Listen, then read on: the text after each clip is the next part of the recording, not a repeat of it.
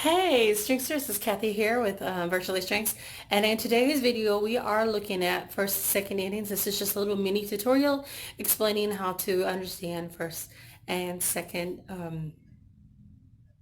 endings.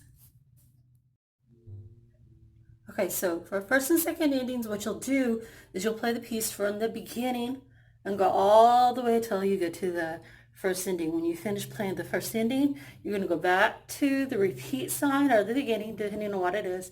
Play all the way over until you get back to this ending.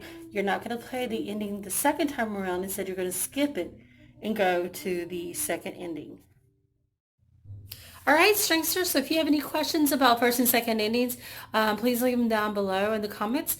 What are some other things about theory that you might be struggling with that you want a little bit additional information? Leave those questions down in the comments below. And as always, please like, subscribe, and share this video with others. I'll see you later. Bye, Stringsters.